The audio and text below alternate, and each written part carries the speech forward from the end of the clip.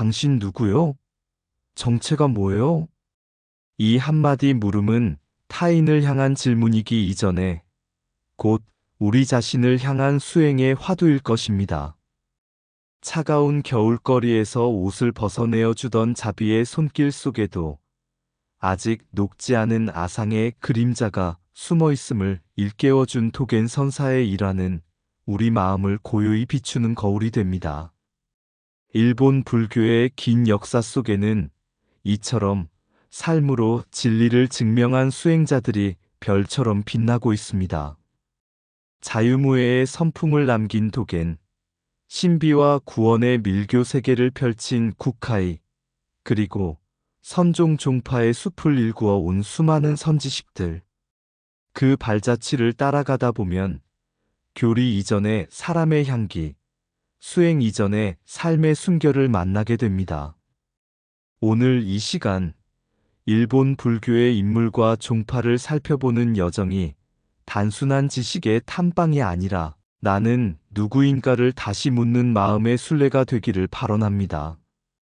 부디 고요한 법음이 여러분의 일상에 잔잔히 스며들어 자비의 실천과 지혜의 눈을 함께 밝히는 인연이 되시기를 바랍니다. 눈 내리던 날, 두 수행자를 만나다. 가마쿠라의 겨울은 뼛속까지 스며드는 추위로 유명했습니다. 눈은 소리 없이 내렸고 산문을 나선 수행자 도겐의 발자국만이 길 위에 남아 있었습니다. 그날 그는 탁발길에 나섰다가 길모퉁이에서 한 거지를 보게 됩니다. 거지는 누더기를 걸친 채 온몸을 떨고 있었고 입김조차 힘없이 흩어지고 있었습니다. 도겐은 말없이 자신의 겉옷을 벗어 덮어주었습니다. 자비는 생각보다 먼저 움직이는 법이니까요. 그런데 거지는 옷을 움켜쥐더니 고개를 비틀며 말했습니다. 스님, 이왕 벗은 김에 아래 옷도 주시지요.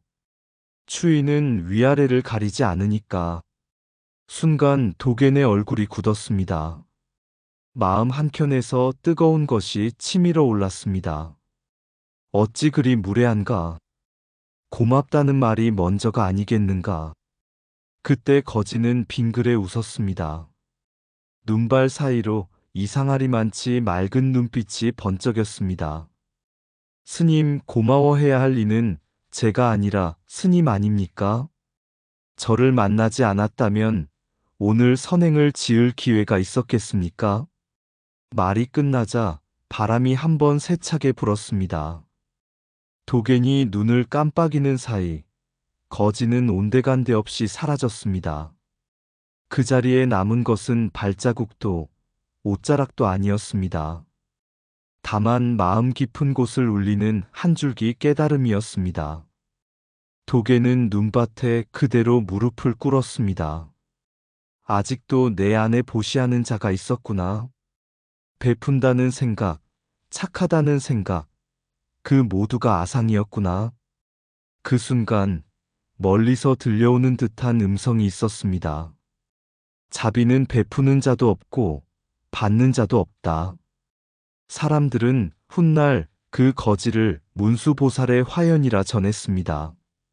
세월이 흐른 뒤 또 다른 산중에서는 밀교의 수행자 쿠카이가 백성들의 병과 두려움을 어루만지고 있었습니다. 그는 기적을 보이기보다 절망 속 사람들의 마음에 불씨를 놓아주었습니다. 도겐이 아상을 깨뜨렸다면 쿠카이는 두려움을 걷어냈습니다. 한 사람은 마음의 눈을 열어주었고 한 사람은 삶의 어둠에 등을 밝혔습니다. 그리하여 사람들은 말합니다. 눈 내리던 그 겨울날 길 위에는 거지와 수행자 단 둘만 서 있었던 것이 아니라고. 자비를 배우는 수행자 하나, 자비를 일깨우는 보살 하나, 그리고 그 장면을 통해 오늘까지 수행을 묻는 우리 모두가 함께 서 있었다고. 탁발길 모퉁이에서 그는 한 거지를 만났습니다. 남루한 옷은 이미 옷의 기능을 잃었고 두 손은 추위에 갈라져 있었습니다. 몸을 떠는 모습은 마치 바람에 매달린 낡은 풍경 같았습니다. 도개는 잠시도 머뭇거리지 않았습니다. 겉옷을 벗어 거지의 어깨에 덮어주었습니다. 자비는 계산하지 않고 먼저 움직이는 법이니까요. 그런데 뜻밖의 말이 돌아왔습니다. 스님, 위만 덮어주시면 어찌합니까? 아래도 벗어주셔야지요. 그 말은 눈보다 차갑게 들렸습니다. 순간 도겐의 마음 깊은 곳에서 미세한 파문이 일었습니다. 이 사람은 고마운 줄도 모르는가? 입 밖으로 말이 나왔습니다. 어찌 그리 무례한가? 감사의 말이 먼저가 아니겠는가? 그때 거지가 천천히 고개를 들었습니다. 눈빛은 놀라울 만큼 맑았습니다. 스님, 고마워해야 할 이는 제가 아니라 스님입니다. 저를 만나지 않았다면 오늘 선행을 지을 기회가 있었겠습니까? 말이 끝나자 눈발 사이로 형체가 흐려졌습니다. 마치 안개가 햇살에 스며들 듯 거지는 사라졌습니다. 도개는 그 자리에 멈춰 섰습니다. 그리고 마음속에서 무언가가 무너지는 소리를 들었습니다. 보시 속에 숨어있던 미세한 아상. 그는 깨달았습니다.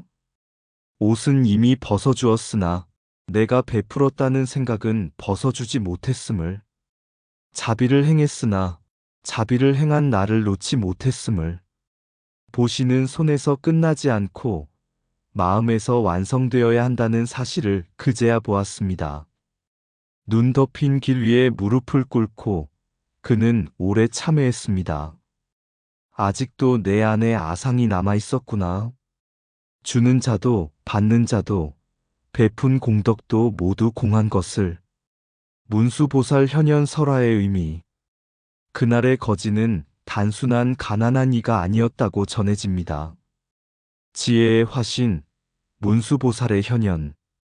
문수는 경전 속 높은 법좌에만 앉아있지 않습니다. 때로는 누더기를 입고 수행자의 마음을 시험하는 모습으로 길 위에 서 있습니다. 지혜는 질문의 얼굴로 나타나고 깨달음은 당혹의 순간에 문을 엽니다. 당신 누구요? 정체가 뭐예요? 이 물음은 거지를 향한 것이 아니라 아상을 붙들고 있던 자기 자신을 향한 화두였던 셈입니다. 자유무의 수행자, 일본의 원유라 불리는 이유. 이 일을 계기로 도겐의 수행은 더 깊어졌습니다. 그는 형식보다 본질을, 교리보다 삶을 중히 여겼습니다. 거리낌 없이 세상을 걸었고 사람 속에서 법을 보았으며 일상 속에서 깨달음을 길어 올렸습니다. 그래서 사람들은 그를 두고 말합니다. 일본의 원효와 같으니.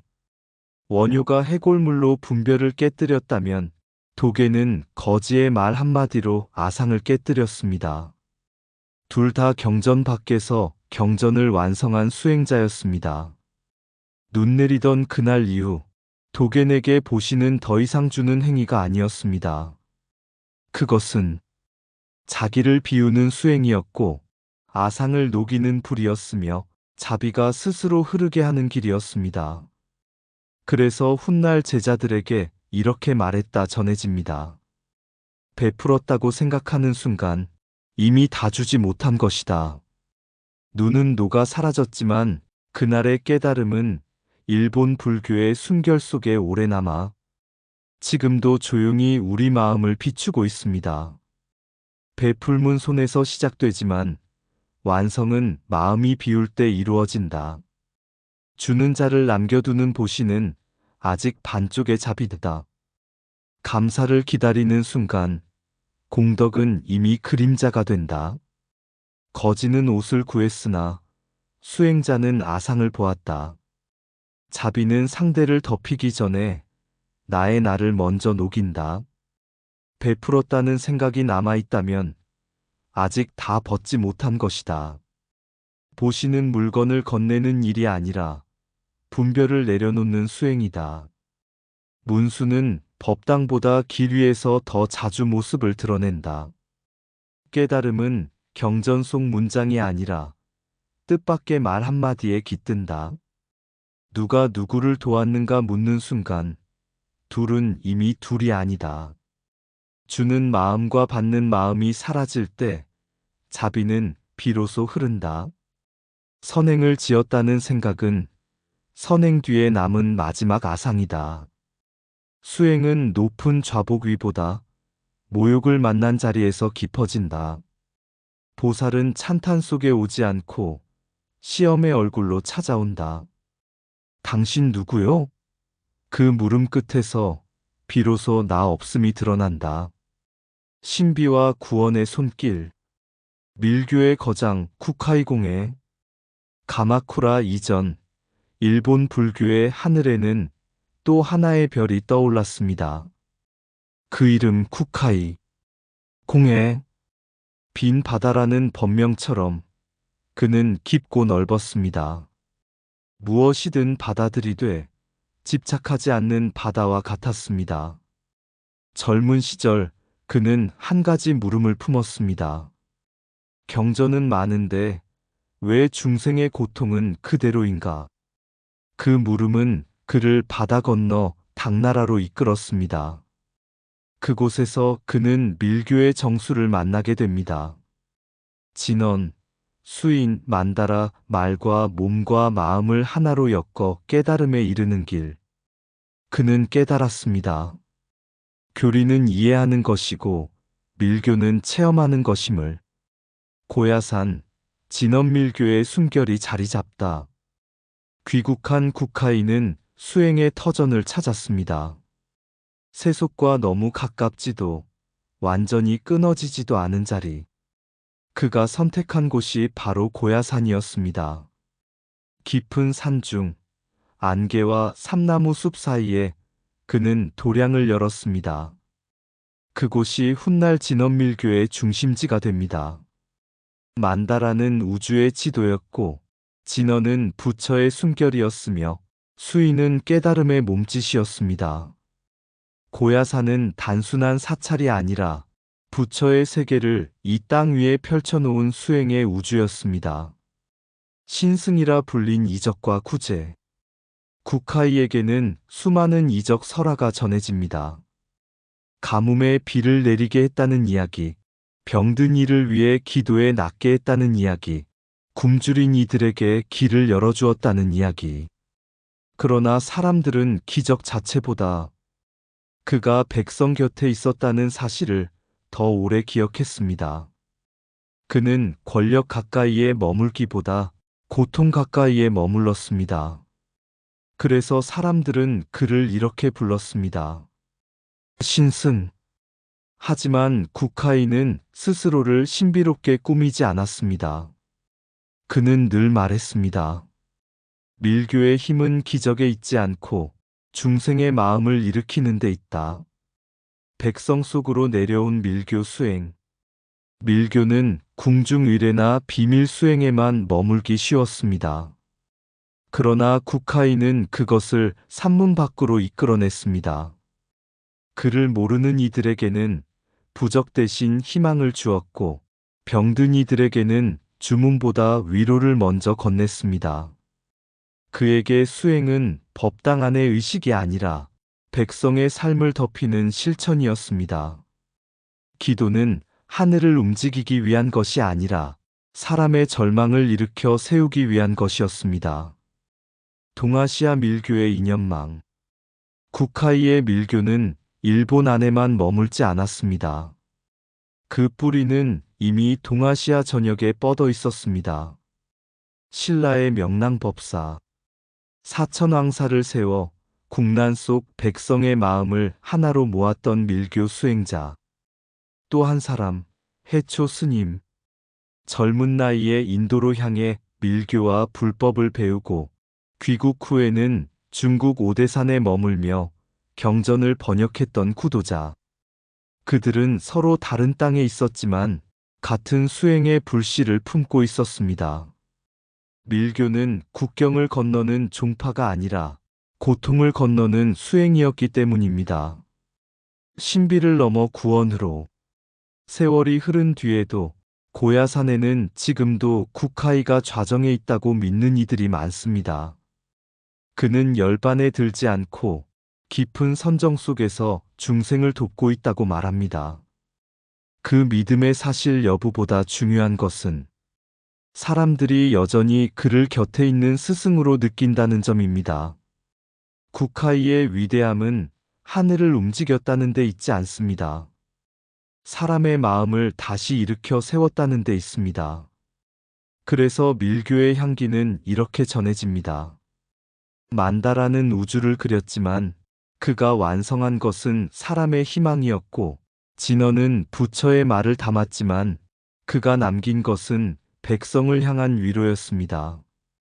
신비는 잠시 눈을 놀라게 하지만 구원은 오래 마음을 밝힙니다. 고야산의 안개가 걷히면 산은 여전히 그 자리에 서 있듯 쿠카이의 수행 또한 동아시아 불교의 숨결 속에 지금도 조용히 그러나 깊게 흐르고 있습니다.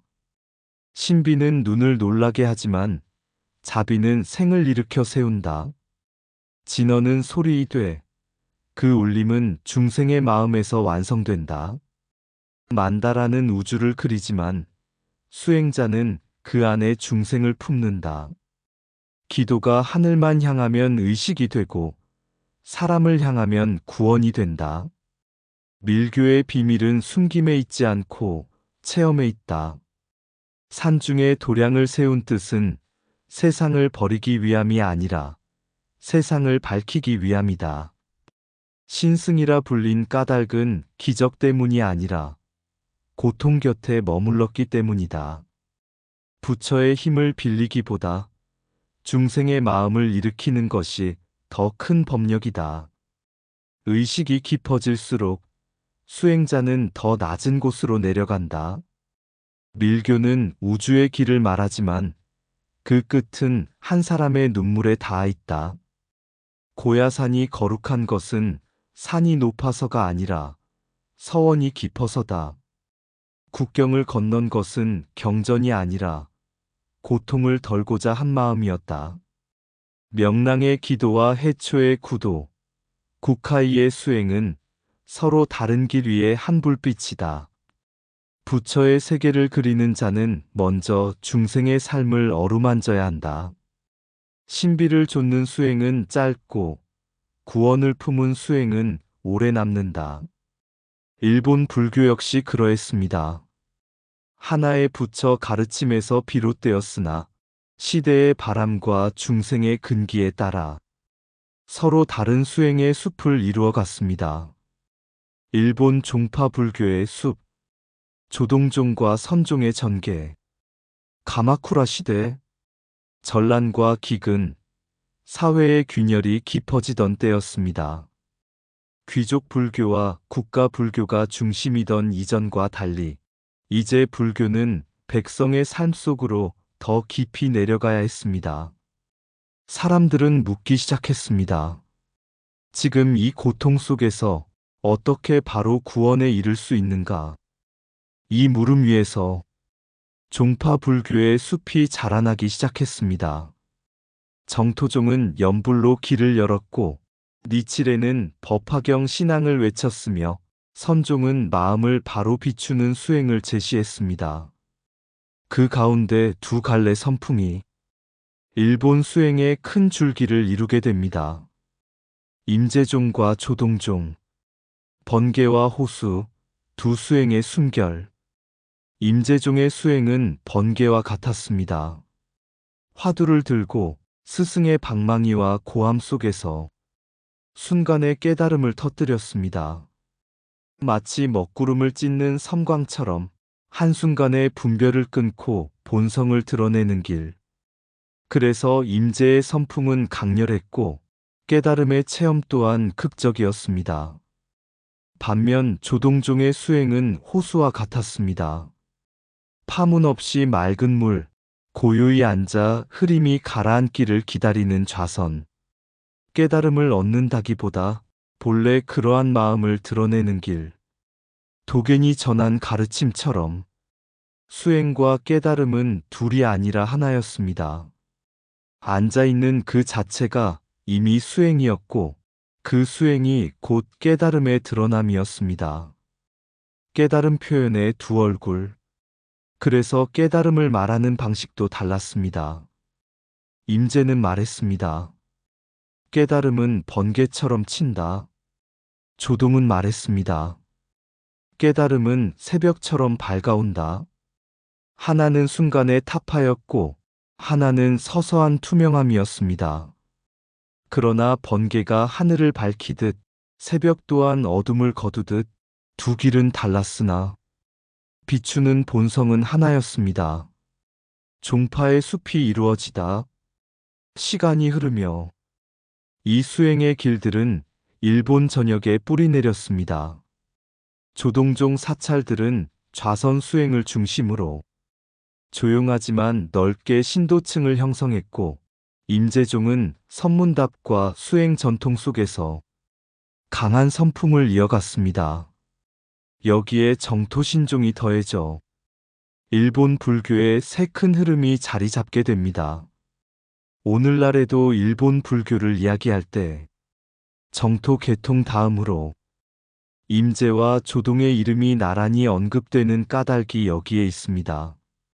오늘까지 이어지는 숨결, 지금의 일본 사찰을 찾으면 종파는 달라도 공통된 풍경을 만나게 됩니다. 고요히 울리는 목탁, 향 연기 속에 번지는 독경, 좌선당의 묵묵한 숨결. 형식은 달라졌어도 마음을 비추려는 수행의 본뜻은 이어지고 있습니다. 종파는 길의 모양을 나눈 것이지 도착지를 나눈 것은 아니기 때문입니다. 숲에는 수많은 나무가 있지만 뿌리는 하나의 땅에 닿아 있듯 임재의 번개도 조동의 호수도 모두 한마음의 본성을 비추는 다른 하늘이었습니다. 그래서 선종의 숲을 거닐다 보면 어느 순간 이런 깨달음이 스며옵니다. 길이 여럿인 것은 중생의 걸음이 다르기 때문이지 부처의 자리는 둘이 아니구나. 가마쿠라의 바람 속에서 자란 그 숲은 지금도 일본 불교의 산하에 깊은 그늘을 들이우며 고요히 묻고 있습니다. 지금 당신은 번개를 기다리고 있는가? 아니면 새벽을 맞이하고 있는가?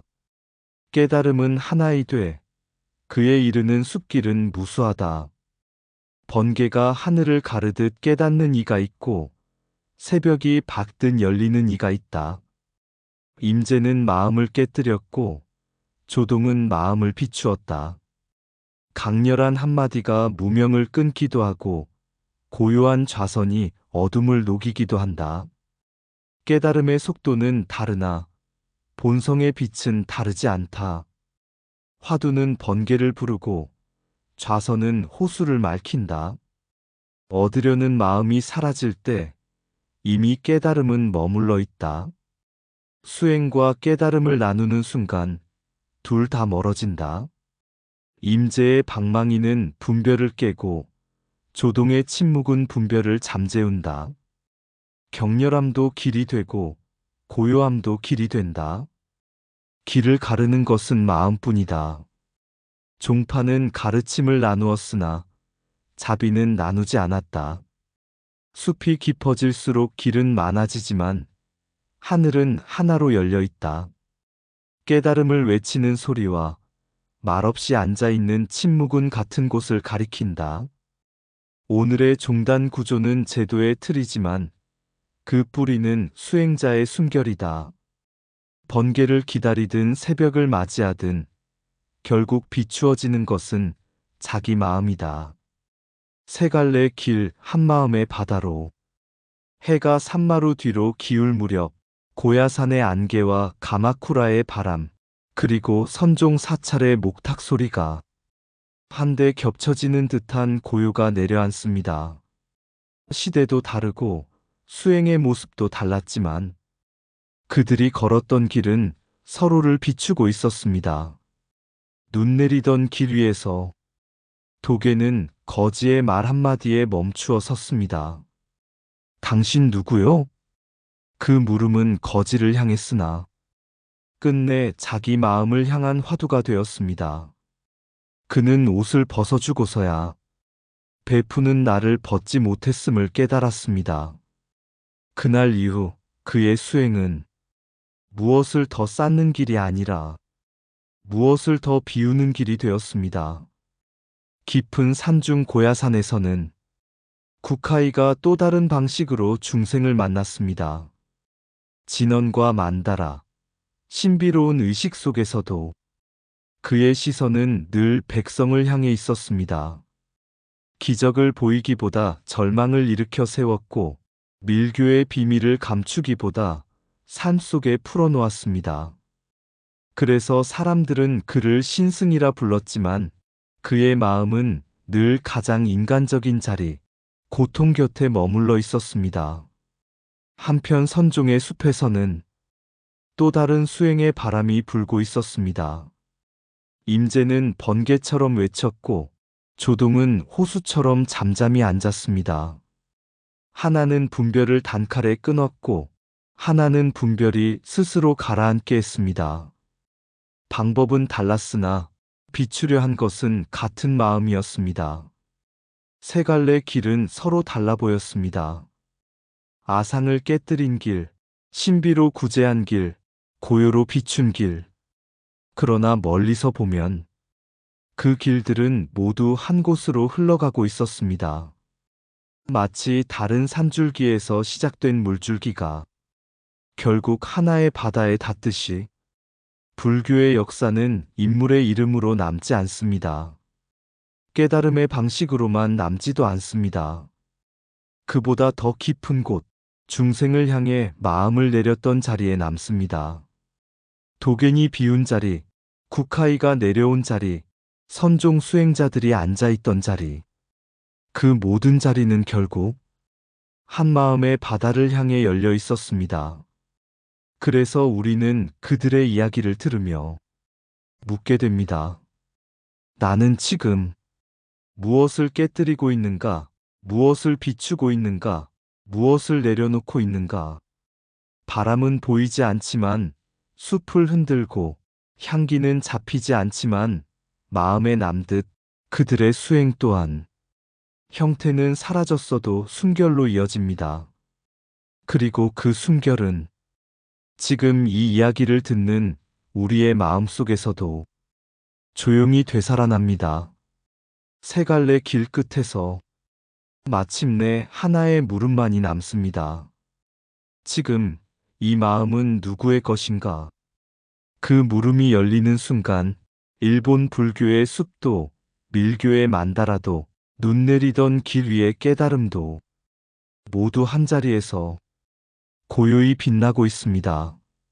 세 갈래 길 끝에서 눈 내리던 길 위에 한 수행자가 옷을 벗어두고 서 있었다. 추위는 거지의 어깨에 내려앉았고 아상은 그의 마음에 남아 있었다. 당신 누구요?